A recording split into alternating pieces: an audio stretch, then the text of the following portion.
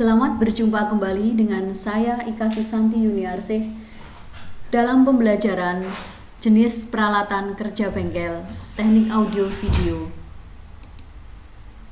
Pada pembelajaran ini kita akan membahas tentang menentukan jenis-jenis peralatan bengkel kerja dan menggunakan beberapa jenis peralatan kerja bengkel.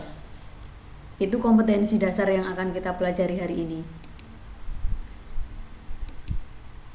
Pertama, kita akan mengenal beberapa alat-alat kerja bangku yang harus kalian ketahui. Yang pertama yaitu alat pemegang benda. Kadang kita harus memegang suatu benda yang harus memerlukan pertolongan suatu alat. Nah, alat ini salah satu alat yang bisa membantu kita dalam memegang benda-benda yang mungkin terlalu kecil atau mungkin tangan kita tidak mungkin memegangnya. Bagian-bagiannya yaitu di sini ada rahang gerak, di mana ini bisa kita gerakkan sesuai keperluan bendanya, sesuai ukuran bendanya. Kemudian ini tuas tangan untuk pegangan tangan kita, dan ini namanya ulir. Selanjutnya, ini dinamakan dengan ragum. Jadi alat pemegang benda ini namanya ragum, tapi ada juga yang menyebutkan tanggem atau catok. Dalam bahasa Inggrisnya disebut dengan vise. Ragum ini merupakan alat utama pada kerja bangku yang berfungsi untuk memegang atau menjepit benda kerja ketika dikerjakan dalam proses kerja bangku. Jadi yang kira-kira kita nggak mungkin untuk memegangnya karena mungkin tangan kita harus memegang yang lain atau sudah harus kerja untuk apa, maka ini sebagai alat bantu pemegangnya. Kemudian yang selanjutnya yaitu alat pengukur. Alat pengukur ini tentunya kalian sangat familiar karena ini alat-alat ini sering kalian lihat. Yang pertama mistar ukur, kalian tentu penggaris itu kan seperti itu. Kemudian mistar lipat, ada mistar gulung yang sering para tukang itu dibawa para tukang itu. Jangka sorong di fisika kemarin mungkin sudah diajarin juga. Busur derajat, pengukur tinggi dan mistar geser. Ada juga penyiku. Ada juga mal radius, ada juga jangka bengkok, jangka kaki. Nah, gambar-gambar ini bisa kalian lihat di buku-buku atau di modul. Nah, ini gambarnya sebagian ada ditampilkan di sini, namanya mistar geser. Ini. Kemudian ini mal radius. Nah, mal radius ini berfungsi untuk mengecek radius luar. Pengecekan radius luar. Ini mal radius namanya. Kemudian ini jangka bengkok, ini untuk mengukur diameter luar. Kemudian ini ada jangka kaki, diameter dalam, misalnya kita mengukur diameter botol atau apa yang dalamnya. Nah, kemudian ada lagi alat penanda.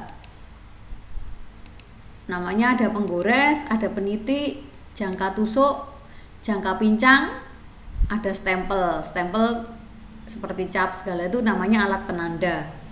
Penggores, misalnya kamu pengen menandai bahwa ini nanti tempat ukurnya, nah maka dikasih goresan gitu.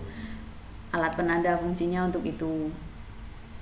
Nah, ini gambarnya, ini namanya penggores, tuh gambarnya seperti ini. Jadi kalau besok kalian di bengkel menemukan alat ini, berarti ini namanya fungsinya untuk penggores. Ini penitik untuk menitik sesuatu sebagai tanda. Ini tadi jangka apa? Tusuk.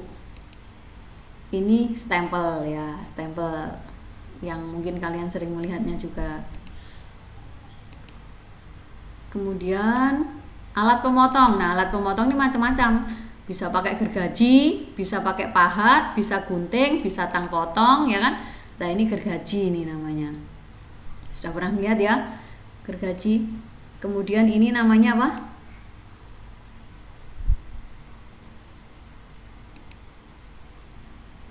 Alat penyerut sekarang, kikir. Nah, kikir ini apa sih?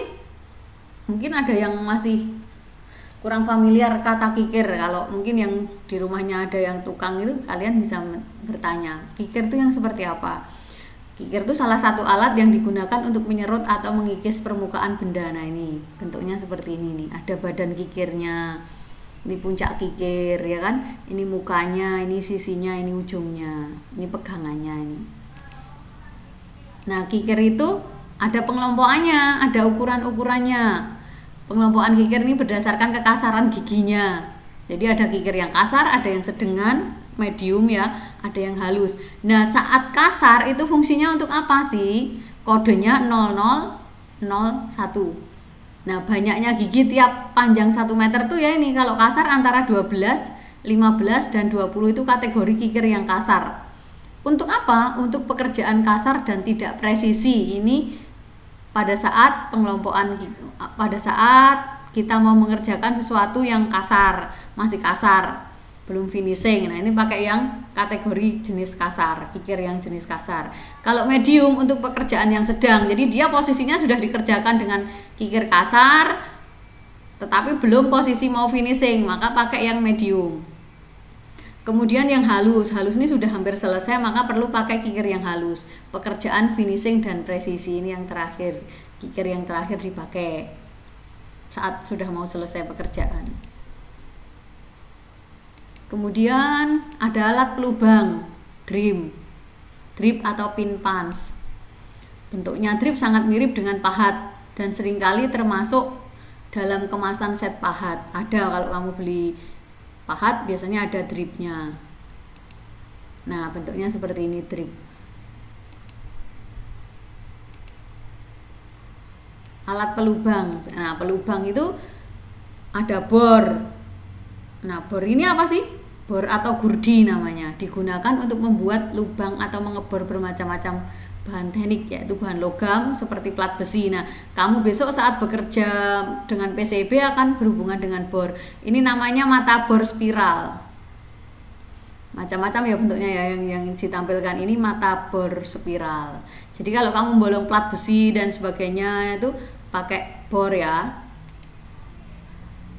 Kemudian alat pengulir, tap.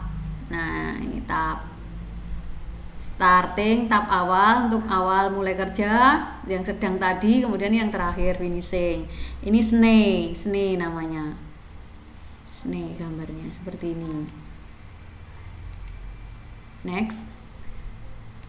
Kemudian ada alat pemukul. Nah, ini kalian tentunya sudah familiar palu. Palu ini macam-macam, ada palu pen, ada palu konde, ada palu plastik. Nah, fungsinya untuk apa? Macam-macam palu ini fungsinya masing-masing. Berfungsi untuk memukul tuh palu pen ketika memahat, ketika memaku, memasak, dan pelurusan. Memasak bukan masak ya, tapi pasak. Ini pakai palu pen kalau kamu memukul pahat. Kemudian palu konde itu untuk apa? Dia untuk memampatkan batang paku keling. Ini palu konde. Kalau palu plastik untuk membetulkan posisi benda kerja. Itu palu plastik. Next. Nah, sekarang ini contoh mesin bor tadi. Nah, ini kan. Nah, nanti jarumnya taruh sini. Nanti ininya untuk naikkan ya kan. Ini mesin bor. Nanti bahan yang mau dibolong di sini, yang mau dilubangi, taruh di sini. Jangan lupa kalau mengebor sebaiknya pakai kacamata ya, biar nanti ini debu-debu hasil lubangan itu tidak masuk ke mata. Nah, mesin bor ini yang digunakan dalam kerja bangku nih, mesin bor duduk biasanya, atau mesin bor pilar. Penggerak utamanya motor listrik yang memutar puli penggerak. Ini biasanya untuk kerja bangku pakai itu, proses pengeborannya. Sampai jumpa di video selanjutnya. Jangan lupa like dan subscribe video ini. Terima kasih.